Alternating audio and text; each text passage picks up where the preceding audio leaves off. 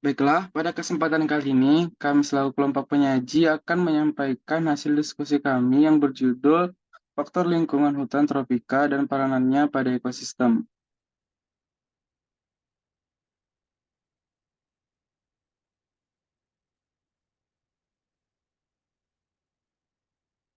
Adapun kelompok atau anggota kami, yaitu saya sendiri, Polusi Tumorang dengan NIM 2103208 selaku moderator. Kemudian kedua rekan saya yaitu Sri Widya Ningsi dengan NIM 2103204 dan Ravena Mutia dengan NIM 2103227 yang dimana mata kuliah ini diampuh oleh Bapak Reki Kardiman, PhD. Baiklah, faktor lingkungan hutan tropika dan peranannya pada ekosistem yang dimana yang pertama itu dipengaruhi oleh iklim, curah hujan, suhu udara, kemudian ada sirkulasi angin, kelembapan udara, dan iklim mikro di hutan hujan tropis. Yang pertama yaitu iklim, di mana pakar geografi tumbuhan yang membuat penggolongan hutan tropis berdasarkan iklim. Selalu menghitung curah hujan, suhu, dan kelembapan udara sebagai pertimbangan utama. Kawasan tropis secara keseluruhan dirincikan dengan ketinggian curah hujan, suhu, dan kelembapan udara, di mana curah hujan terendah sekitar 600 mm per tahun diperkirakan sebagai persyaratan terbentuknya sebuah hutan. Pada beberapa kasus di kawasan tropis dijumpai daerah yang mempunyai curah hujan lebih rendah dari 600 mm. Seperti di tempat tersebut, biasanya tidak terbentuk hutan.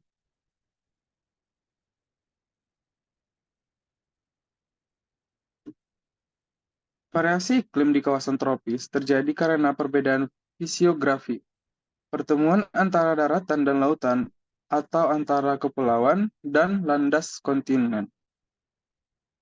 Sebarang vegetasi dunia dapat dipetakan dalam satu salib sumbu dengan dengan absis, suhu rata-rata tahunan, dan ordinatnya adalah curahan rata-rata per tahun.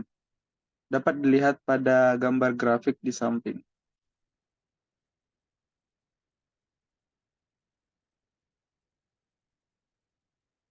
Kemudian menurut Holdridge 1967, dia membuat klasifikasi formasi vegetasi yang dikenal dengan nama Sistem Klasifikasi Mintakat Hayati-Holdridge, yang dimana kita lihat pada gambar di samping yang menunjukkan hutan tropis dalam klasifikasi vegetasi menurut Mintakat Hayati-Holdridge.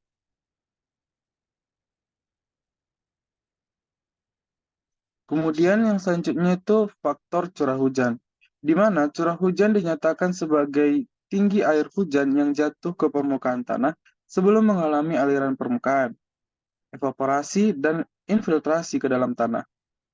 Tinggi air hujan tersebut menurut satuan internasional yang disepakati saat ini dinyatakan dalam milimeter.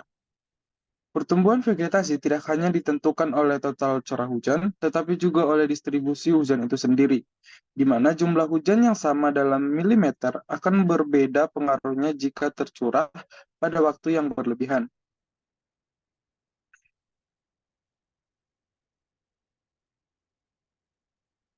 Distribusi, distribusi hujan sendiri dapat dinyatakan dengan melihat data jumlah harian hujan atau bulan basah dan kering. Harian hujan atau hari hujan dinyatakan sebagai satu tempat yang mengalami hujan dengan angka curah hujan 0,5 mm atau lebih, di mana distribusi curah hujan bulanan dalam skala global dapat dikatakan sebagai fungsi garis lintang. Di sepanjang garis lintang khatulistiwa terdapat titik panas sebagai akibat penyinaran matahari yang sangat intensif.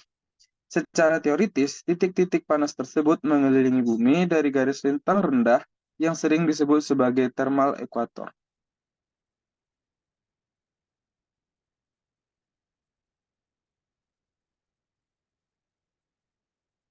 Kemudian dapat kita lihat pada gambar samping di mana jumlah massa udara yang besar dalam merangkat di daerah titik panas akan merangsang terjadinya kondensasi dan pembuatan awan, sehingga pada akhirnya menimbulkan curah hujan. Berdasarkan fenomena tersebut, E. de Merton 1958 membuat sebuah diagram yang menunjukkan hubungan antara garis lintang, bulan basah, dan bulan kering, serta lintasan matahari di kawasan tropis. Pada gambar 15 dapat dilihat di mana diagram distribusi hujan di kawasan tropis berdasarkan garis lintang dan lintasan matahari yang dibuat oleh E. de Morton 1958.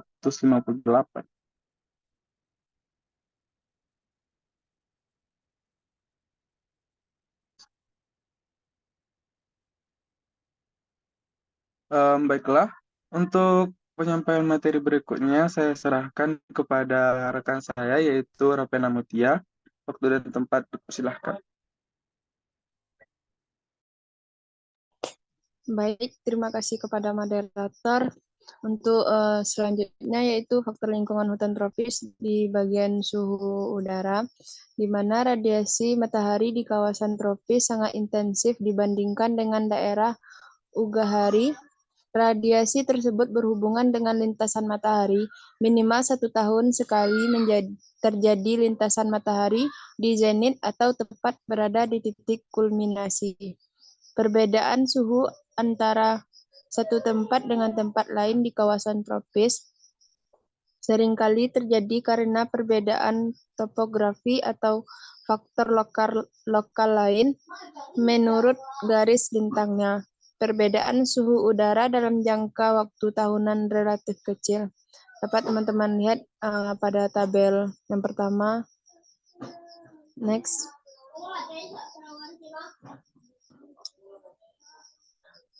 Variasi yang lebih besar pada suhu di kawasan tropis justru terjadi pada suhu diurnal, yaitu perbedaan suhu dalam selang waktu antara pukul 00 hingga pukul 24.00. Data tercatat menunjukkan bahwa perbedaan suhu tertinggi dan suhu terendah dalam selang waktu tersebut diurnal dapat mencapai 16 derajat Celcius. Hal ini menunjukkan bahwa lebih banyak pengaruh yang disebabkan oleh perbedaan suhu diurnal daripada perbedaan suhu rata-rata tahunan. Next.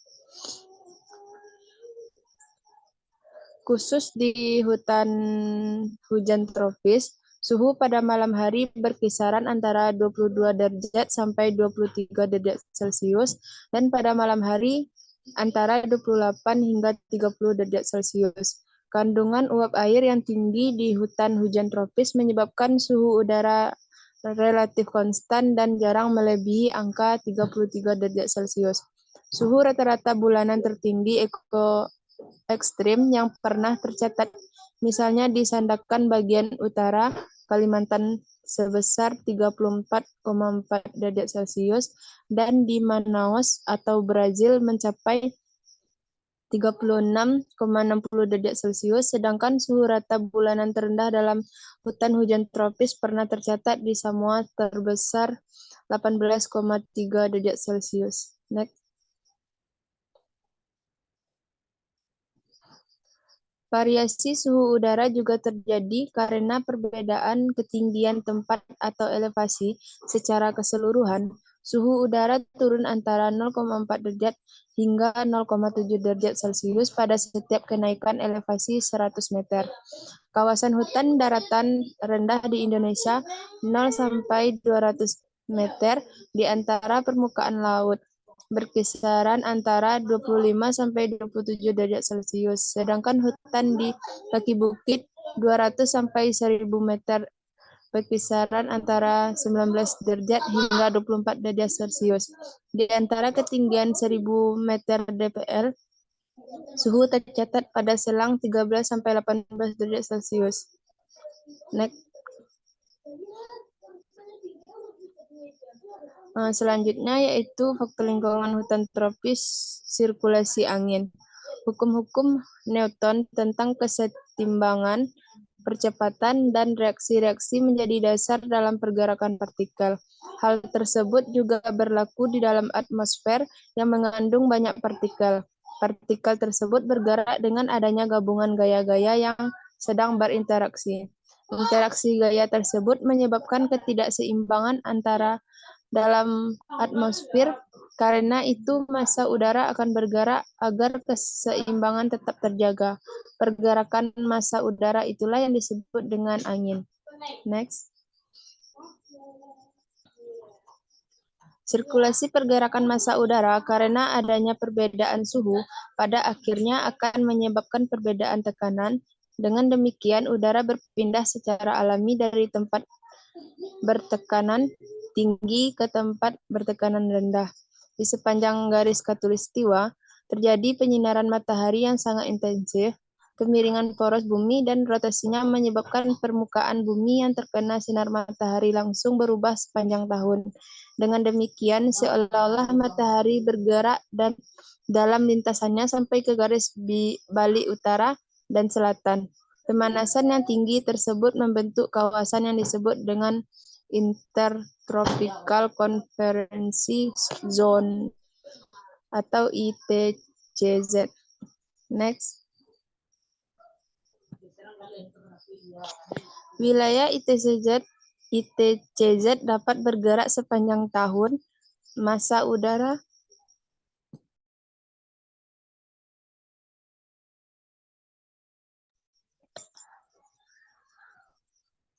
udara di kawasan ITCZ diangkat dengan bantuan energi dari intensitas matahari yang tinggi.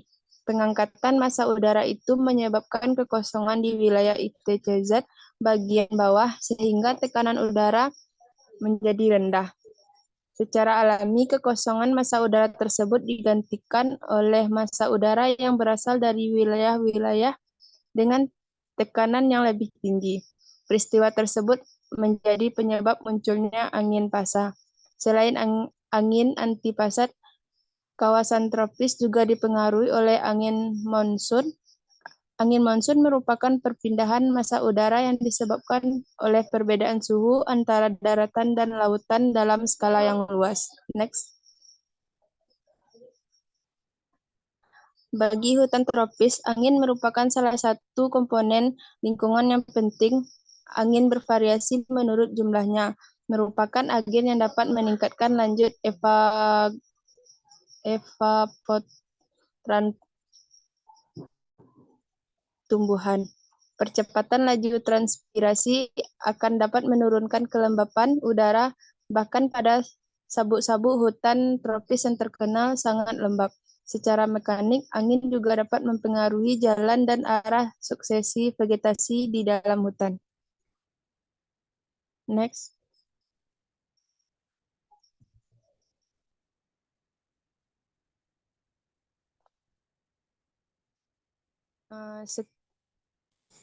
Sekian dari saya kembalikan kepada moderator. Baiklah, terima kasih kepada saudari Raffena Mutia telah menyampaikan materinya, yaitu materi tersebut. Kemudian untuk materi selanjutnya saya akan serahkan Sri. Kepada Sri, waktu dan tempat dipersilahkan. Baik, terima kasih moderator. Nah, selanjutnya kita akan membahas tentang kelembapan udara. Nah, di mana lingkungan hutan tropis ini juga dicirikan dengan kelembapan udara yang tinggi, di mana dalam beberapa kasus kelembapan udara ini dapat mencapai titik embun, di mana titik embun itu yaitu kandungan uap air yang mencapai jenuh di udara, di mana di Indonesia itu kelembapan udara itu relatif rata-rata 80%.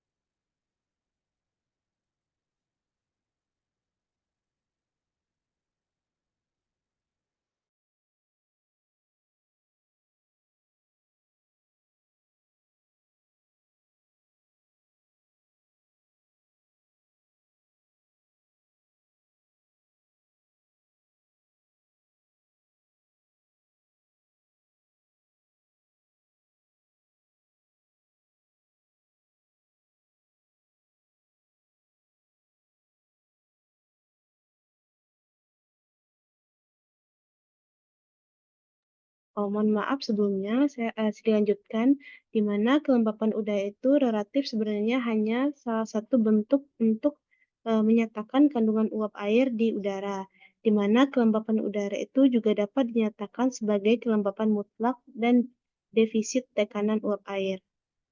Di mana jika kandungan uap air di udara itu diekspresikan sebagai tekanan uap air aktual atau disingkat dengan EA, dan kapasitas udara menampung uap air adalah tekanan uap jenuh, disingkat dengan ES, maka perbandingan keduanya merupakan perbandingan relatif sehingga disebut sebagai kelembapan udara relatif.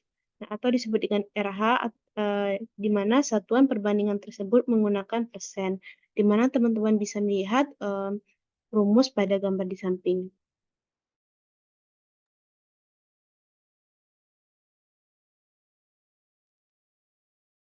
Nah, selanjutnya yaitu kelembapan udara ini mempunyai kisaran tempat dan waktu, di mana kisaran menurut tempat sebenarnya merupakan fungsi perubahan kelembapan udara berdasarkan perubahan suhu serta ketersediaan air yang menjadi sumber kandungan uap air di udara. Tempat yang mempunyai ketersediaan air yang tinggi serta suhu panasnya seperti di Kalimantan cenderung mempunyai kelembapan udara yang tinggi. Nah, secara umum kelembapan udara di hutan hujan tropis pada malam hari mendekati titik embun. Nah, sedangkan di siang hari pada musim kemarau kelembapannya terendah dapat mencapai 55% atau pada saat tertentu bisa lebih rendah. Bahkan di Bogor, yang terkenal sebagai daerah dengan curah hujan tinggi di Indonesia, pernah tercatat kelembapan udara terendah 28%, di mana kelembapan udara itu minimum lainnya yang pernah tercatat di kawasan tropis, misalnya itu di Pontianak sebesar 35%.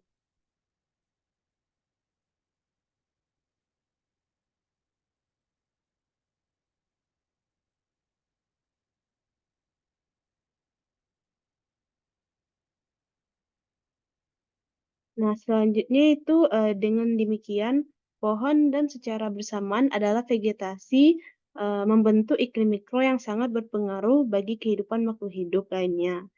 Di mana menurut Rockma dan Jiknik pada tahun 1974 membagi mini takat iklim mikro pada pohon hutan. Di mana teman-teman bisa melihat gambar di samping. Nah, di mana peranannya pada ekosistem yaitu yang pertama itu sumber air, di mana hutan tropika dapat menjadi tempat cadangan air tanah yang tersimpan di dalam berbagai jenis akar pohon, sehingga ketersediaan air tersebut menjadi unsur yang sangat penting bagi kelangsungan hidup makhluk yang di sekitarnya, itu baik flora, fauna, hingga manusia. Nah, yang kedua itu penyuplai oksigen, di mana hutan tropika ini sering disebut sebagai paru-paru dunia, karena jenis hutan yang satu ini merupakan penghasil oksigen dalam skala besar, di mana kisaran oksigen yang dihasilkan bahkan mampu untuk menutup 40% kebutuhan oksigen di bumi ini, termasuk yang dibutuhkan oleh manusia. Nah, yang ketiga itu menstabilkan iklim. Iklim di mana hutan tropika ini mampu menstabilkan iklim di dunia sehingga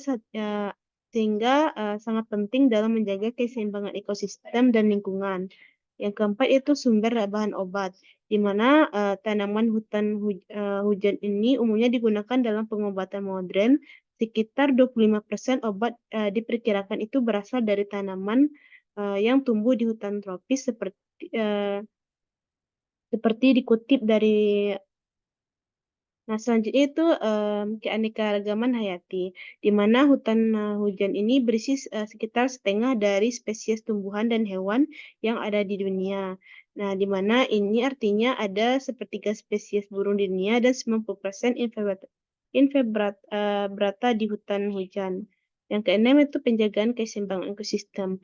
Dengan turut menjaga hutan, maka kita telah berkontribusi dalam menjaga keseimbangan ekosistem dan lingkungan.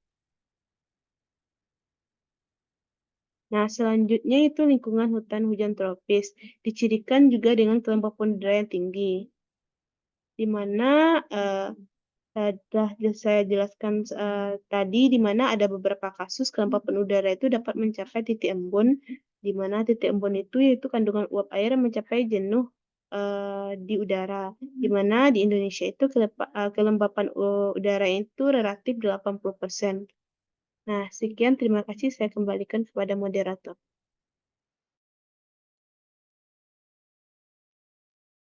Baiklah, mungkin sekian hasil pemaparan kami terkait materi kami pada penyampaian materi kali ini. Selanjutnya, untuk sesi diskusi, kritik dan saran dan juga tanya jawab dapat dialihkan ke kolom komentar yang ada di e-learning.